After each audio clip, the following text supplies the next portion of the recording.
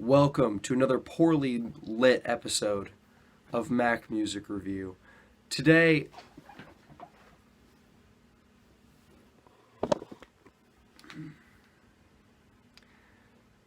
I want to see my vinyls in the background, bro.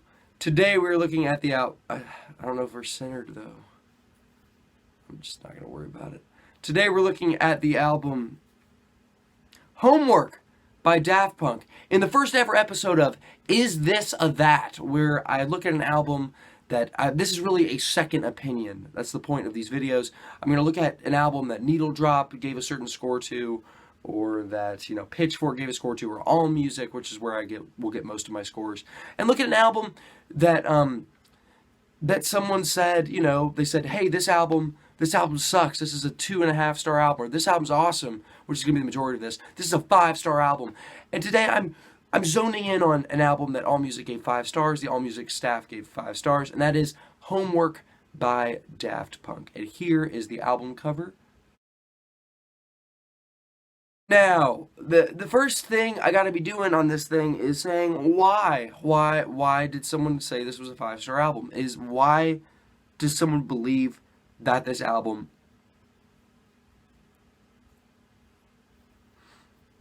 is 5 stars? Well, AllMusic says that this album has the edge of an almost certain classic, while a few fell flat. The best tracks make this one essential. Sorry guys, I'm a little bit sick. That is what AllMusic said about this album.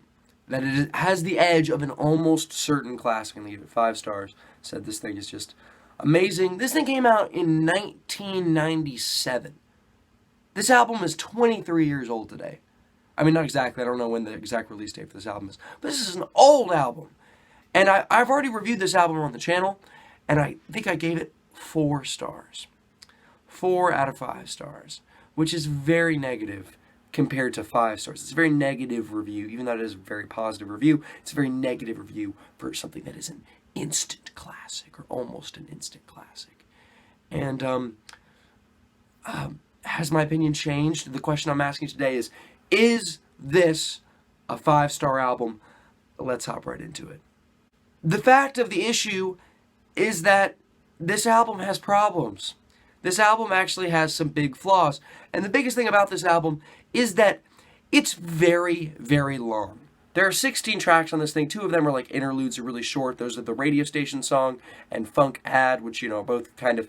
And there's another song on this thing called, Revolution 909. And this album kind of does have a very loose concept of, being, on the radio and stuff. Kind of like the album FM by Vince Staples. Kind of the similar thing. But, yeah. This album has very, very long songs. It's over an hour long. I don't remember the exact length. This is a very, very long album. The problem is, some of the longest songs on this thing are absolutely irritating.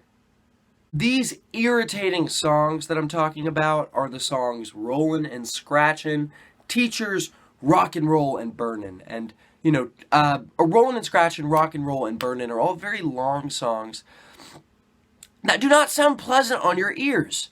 They're very loud, and they're very long, and they change in small ways. They do progress, but they basically gradually get from listenable to very uncomfortable and annoying. Especially the song Rollin' and Scratchin' is a perfect name for it, because it's these scratching, stretching, these really, really unsatisfying, unpleasant sounds, which is the last thing I want to hear on a Daft Punk album.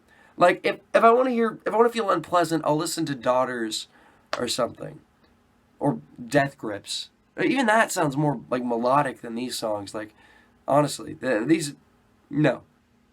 These songs are very long, they're very drawn out, and they're very much, they sound similar. These songs sound similar to each other, and they don't sound good. The other song I really don't like on this thing is Teachers. Teachers is really annoying. It's this little kid robot voice, basically. This little Daft Punk digital voice. And it's just kind of saying, the names of all these DJs. And, Dr. Dre is in the house. And it literally goes on for 4 minutes, just repeating, just saying different names of people. And the music is not all that interesting. and it's honestly annoying.